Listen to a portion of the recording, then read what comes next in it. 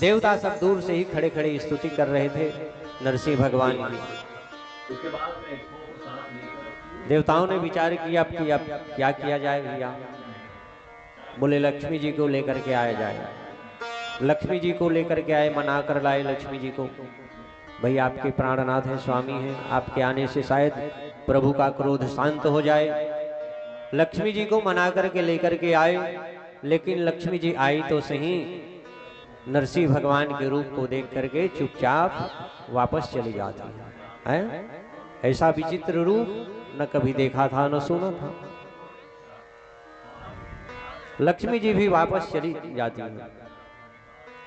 तब ब्रह्मा जी ने प्रहलाद से कहा कि बेटा प्रहलाद, तुम्हारे पिता पर प्रभु क्रोधित हुए थे, इसलिए अब तुम ही जाओ प्रभु के क्रोध को शांत करो। तुम्हारे जाने से अवश्य प्रभु का क्रोध शांत हो जाएगा।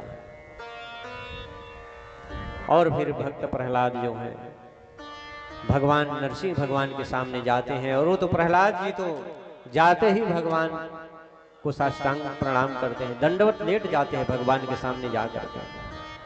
नरसिंह भगवान ने प्रहलाद जी को उठाया और अपना कर कमल प्रहलाद जी के सिर पर रखा।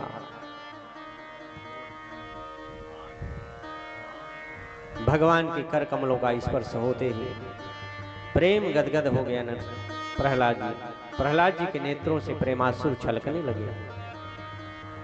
शरीर पुलकित हो गया, रोमांच हो गया, शरीर रोमांचित हो गया।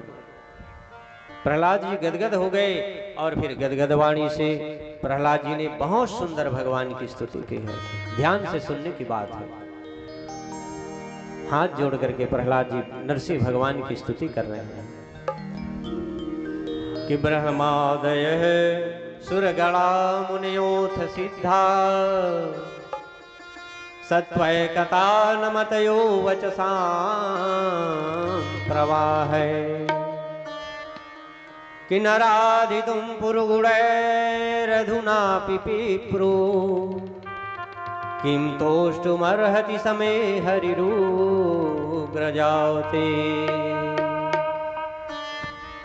प्रहलाद जी कहते हैं कि हे नाथ, ब्रह्मा जी आदि देवता, बड़े बड़े ऋषि मुनि, पुरुषों की बुद्धि निरंतर जो सत्व गुण में लगी रहती है, सत्व गुण में ही स्थित रहती है। बड़े बड़े ऋषि मुनियों की, ब्रह्मा जी इंद्र आदि देवताओं की बुद्धि, लेकिन वे सब मिलकर भी आपको संतुष्ट नहीं कर सके।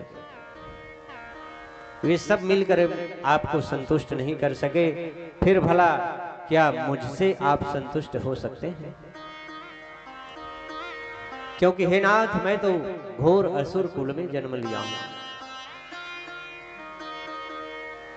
घोर असुर कुल में जन्म लिया हूं, तो क्या मुझसे आप संतुष्ट हो सकते हैं? लेकिन हे नाथ, मैं तो ऐसा समझता हूं, प्रहलाद जी कह रहे हैं, ध्यान से सुनो, मैं तो ऐसा समझता हूं प्रभु कि मन्ये धनाभिजन रूप तपः श्रुतौज तेजः प्रभाव बल पौरुष बुद्धि योगः नाराधनाय हि भवन्ति परस्य पुंसो भक्त्या तुतोष भगवान् गजयूथपायः भक्त्या तुतोष भगवान् गजयूथपायः। प्रहलाद जी कह रहे हैं, हे प्रभु, हे नाथ, मैं तो ऐसा समझता हूं। देखिए, यदि कोई ब्राह्मण है तो उसमें 12 गुण होने चाहिए। मन्ये धनाभिजन रूप तप ओज तेज प्रभाव बल पौरुष बुद्धि और योग। मन्ये धनाभिजन रूप तपः श्रुतौज तेजः प्रभाव बल पौरुष बुद्धि और योग, ये 12 गुण होने चाहिए। और यदि ये इन मान लो ये 12 गुण किसी ब्राह्मण में है, तो इन 12 गुणों से युक्त ब्राह्मण भी, इन 12 गुणों से युक्त ब्राह्मण है, किंतु भगवान के चरणों में प्रेम नहीं है, तो इन 12 गुणों से युक्त ब्राह्मण भी आपको संतुष्ट नहीं कर सकता।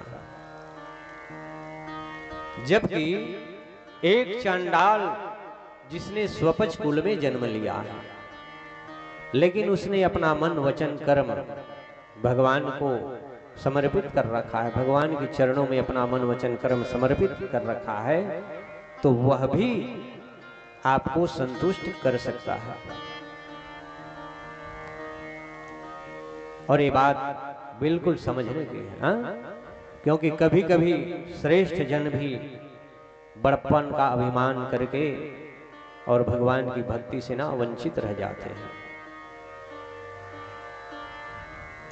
तो प्रहलाद जी कहते हैं, हे नाथ, मैं तो ऐसा समझता हूं कि मैं सर्वथा अयोग्य हूं, अनाधिकारी हूं, और सर्वथा अयोग्य अनाधिकारी होकर भी अपनी बुद्धि के अनुसार आपके गुणों का वर्णन कर रहा हूं,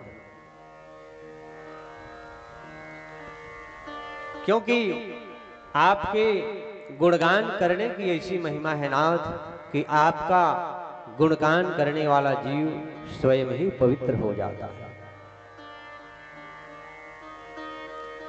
तत्पश्चात प्रहलाद जी ने कहा, हे नाथ, जिस दैत्य को मारने के लिए आपने क्रोध किया था ना, वो दैत्य तो मारा जा चुका है, अतः अब आप अपना क्रोध शांत करिए, क्योंकि हम सब आपके शांत स्वरूप का दर्शन करना चाहते हैं। इस प्रकार प्रहलाद जी ने नरसिंह भगवान की बहुत सुंदर स्तुति की, और नरसिंह भगवान प्रहलाद जी की स्तुति से बहुत प्रसन्न हुए, प्रसन्न हो गए। नरसिंह भगवान का क्रोध शांत हो गया। नरसिंह भगवान ने कहा प्रहलाद जी से कि बेटा, मैं तुमसे बहुत प्रसन्न हूं, और इसलिए ना तुम्हारी जो इच्छा हो वरदान मांग लो। प्रहलाद जी ने कहा, हे नाथ, मैं तो आपका सेवक हूं, और यदि सेवक अपने स्वामी से अपनी कामनाएं पूर्ण कराना चाहता है ना, वह सेवक नहीं है, वह तो फिर लेन देन करने वाला व्यापारी है, बनिया है?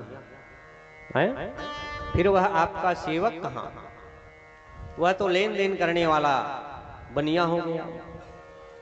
इसलिए हे प्रभु, यदि आप मुझे वरदान देना चाहते हैं, मुझ पर प्रसन्न है, तो कृपा करके मुझे यही वरदान दीजिए। क्या? बोले, यदि राशि समय कामान वरास्त्वं वरदर्शभ, कामानां हृदय सरोहम भवतस्तु वृणे वरम। हे नाथ, आप मुझे ऐसा वरदान दीजिए कि मेरे मन में किसी प्रकार की कोई कामना जागृत ही ना हो। हाँ, बात खत्म। किसी प्रकार की मेरे मन में कोई कामना ही जागृत ना हो, क्योंकि महाराज, मन में कामना जागृत होते ही ना, मनुष्य के मन में कामना जागृत होते ही इंद्रियाणि मनः प्राण आत्मा धर्मो धृतिर्मति है, ह्री श्री तेजः स्मृति सत्यम यस्य नश्यन्ति जन्मना।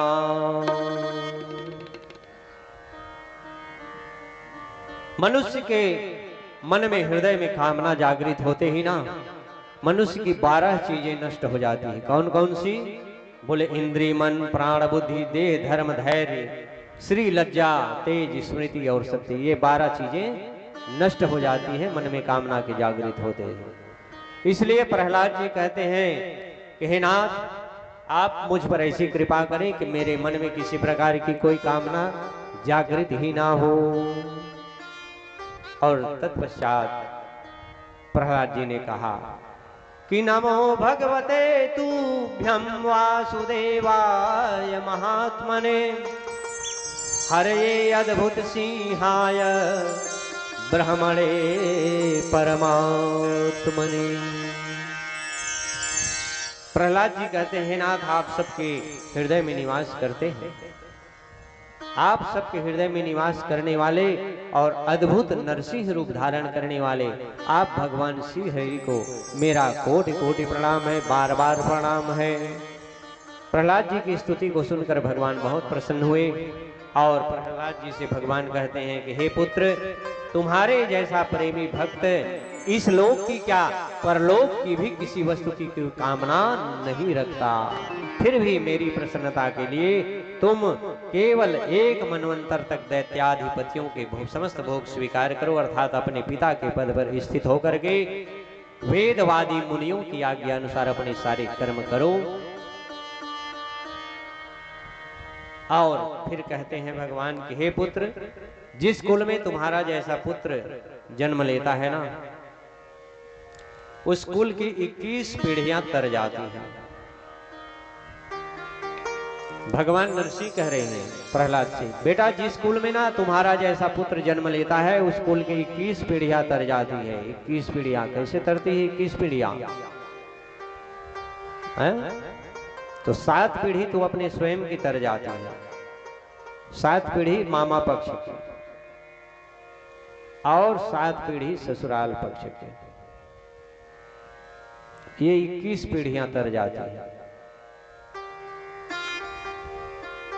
तत्पश्चात नरसिंह भगवान ने ब्रह्मा जी से कहा कि हे ब्रह्मा जी, आप दैत्यों को ऐसा वरदान ना दिया करें। हाँ, दैत्य तो स्वभाव से ही दुष्ट होते हैं, इसलिए आप इन दैत्यों को ना ऐसा वरदान न दिया करें। और तत्पश्चात नरसिंह भगवान सबको अपने अद्भुत स्वरूप का दर्शन करा करके भक्त प्रहलाद को आशीर्वाद दे करके और फिर अपने धाम को चले जाते हैं। भक्त प्रहलाद का राज्याभिषेक होता है। बोलिए वृंदावन बिहारी लाल की जय। जो कोई इस चरित्र को श्रवण करता है वह कर्म बंधन से छूट जाता है। इस कथा प्रसंग को श्रवण करने की फलश्रुति है और उसको वैकुंठ की प्राप्ति होती है। श्रद्धा पूर्वक जो इस प्रसंग को, कथा को, प्रहलाद जी के पावन चरित्र को श्रवण करता है, उसको भगवान की भक्ति प्राप्त होती है, कर्म बंधन से वह मुक्त होता है और अंत में उसको वैकुंठ की प्राप्ति भी हो जाती है।